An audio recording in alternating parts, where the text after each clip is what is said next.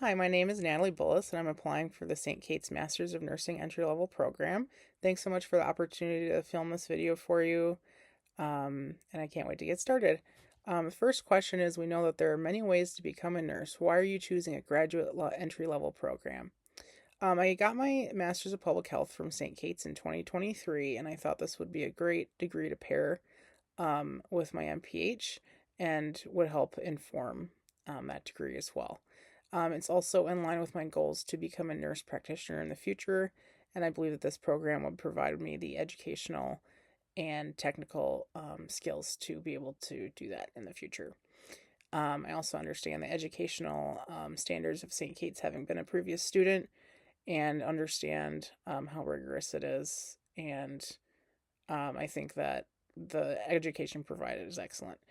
The second question is, what are your expectations of graduate study? My expectations for this program is that it'll be very difficult, demanding, rigorous, but that even with that, it will increase my skills and knowledge in the nursing field and help me become a better nurse, and become fully prepared for the nursing field. The third question are, what are two of your personal qualities that will support your success in the MSN entry level program? Describe how you have used these personal qualities in the past. So the two qualities I chose are resilience and inclusivity. For resilience, an example of resilience that I've used in the past is I really struggled in 2020 during COVID. And when I applied to the MPH program, I just got back up and gave it my all. And, even despite the challenges I also faced in a graduate program, because they are very difficult and are very rigorous, and a lot is expected of you as a student, which I think is good. So, in some of the classes, I would put in the extra effort. I would ask questions, say, hey, what is it that I need to know for this class and for doing better with this class? Then I would take that and spend extra time and make sure I understood the concept and then apply it, do practice problems, if it was biostatistics, for example, and then I was able to get a high grade in those classes, because I was able to understand where I was going wrong and then revert course and then provide myself the opportunities to get a better grade. My capstone for my MPH was in social stigma and epilepsy, which is something I'm really passionate about. I did it on social stigma and epilepsy in East Africa, which was a fascinating process. I never done a capstone like this before. I never done a systematic review, so it was really interesting. And I thank God for my advisor. She really helped me a lot understanding the process, giving me really good feedback. And I was able to be resilient through that process, because there's sometimes where it was really hard, and I just got back up and said, okay, we're just going to do this. And, add all the edits and make sure everything looked great. And I was able to succeed and have a good paper I was proud of, and, something that I was able to present.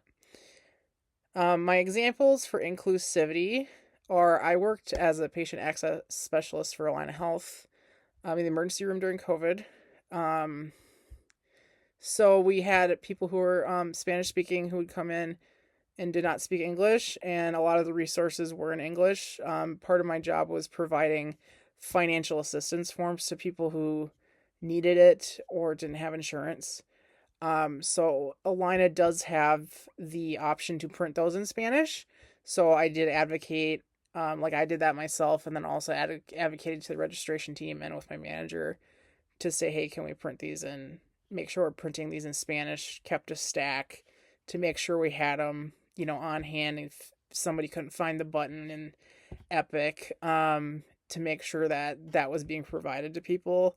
So they don't have to go get it translated and fill it out. It's just all in their own language to make it easier for them. And this was in a critical access hospital in Wisconsin.